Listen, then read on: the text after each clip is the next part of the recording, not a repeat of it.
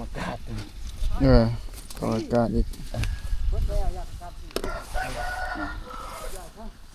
นี่เป็นสนามนาเซียวเนาะจะเก็บไว้การมันอันนี้เป็นห้องน้ำที่หนึ่งเนาะท่ออากาศ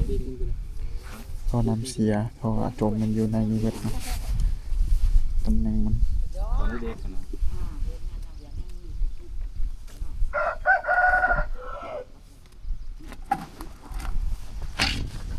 ตัวนี้ยูพีในวิทย์ยุ่น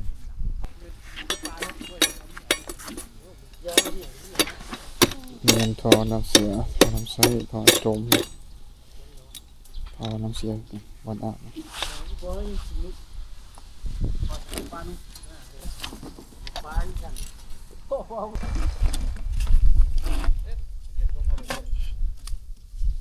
สบายดี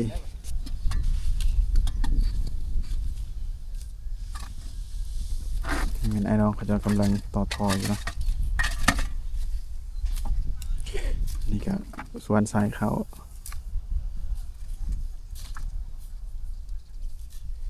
ระบบท่อนี่ก็ถือว่าสำคัญหลายเนาะคันผู้ใดต่อบ่เป็นก็มีปัญหามามันแก้บ่ตกเพราะมันได้ฝังอยู่ในพื้นกันว่า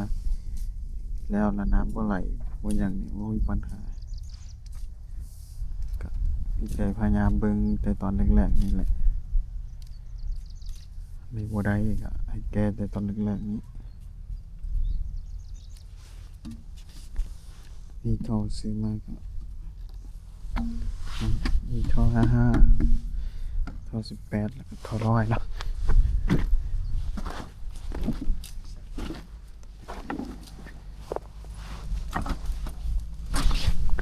อันนี้ท่อใหญ่นี่เป็นท่ออะโจมเนาะ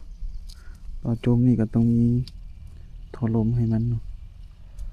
ท่อน้ำเสียเป็นท่อขอต่อตัวว่ายขึ้นตรงนี้เป็นบอลอาบน้ำแล้วมันสิลงอยู่นี่อันนี้ไปพุ่นนี่สิเป็นบอลอ่างล้างมืออยู่ทางกลางก็ต้องมีท่อลมอยู่นี่ใส่3 ตารถ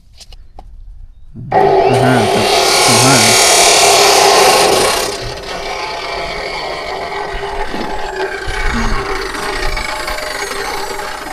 ห้องน้ำครั้งนี้ก็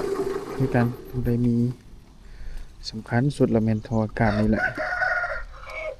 อันบ่มีท่ออากาศเวลาจะใส่น้ำอยู่ท่อตรงนี้ก็รูปอยู่นี่แหละ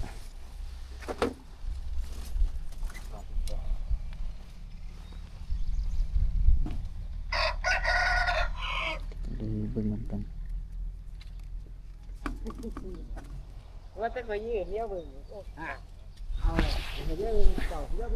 สีประมาณนี้นะ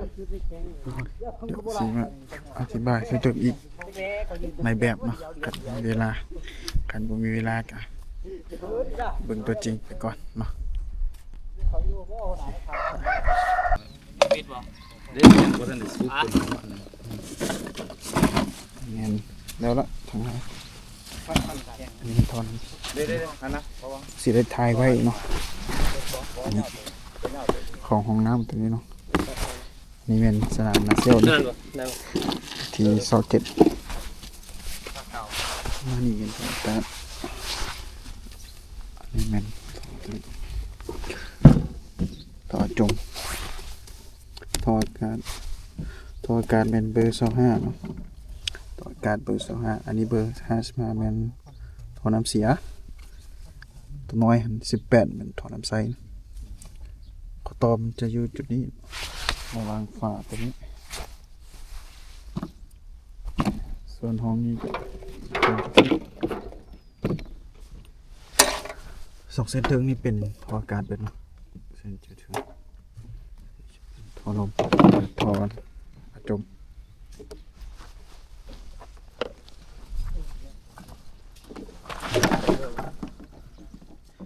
ที่ได้ถ่ายเก็บไว้คือเดินหามากับสิเกได้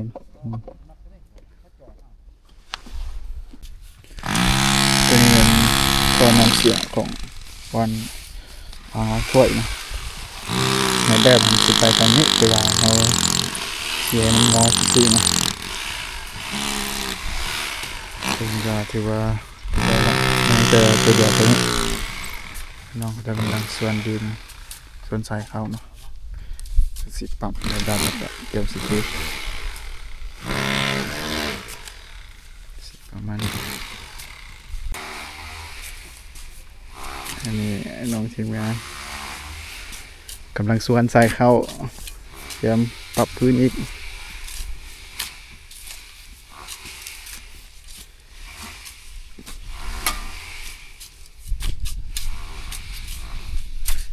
มืออื่นให้มันได้เทเด้อมืออื่นตอนแดง อย่าคิดนะคนหิด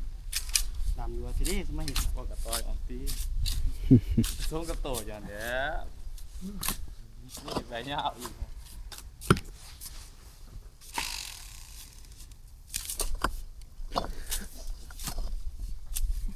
เห็ดจังซี่แหละเทพื้นกับคานรวมกันเนาะโมเป็นเทรวมกันเทบัดเดียวนะบัดมันจึงบ่ได้เสียไม่แบบร้ายแต่แบบนี้มันก็เสียดิมจีเนาะสิได้ดิมจีก็ก่ออยู่ไหนแต่การประหยัดเนาะว่าใส่รถปั๊มก็เท่าเดียว อ้อมวะชื่อกินวะเจ็ดแล้ว สีประมาณนี้เป็นไงนะ ตบเลย ออมสนามก็ประมาณนี้ น้องกับบริยา นี่แหละนี่ท่อน้ำเสียและท่อน้ำใสข้างในแม่นแล้วหมดแล้วเนาะ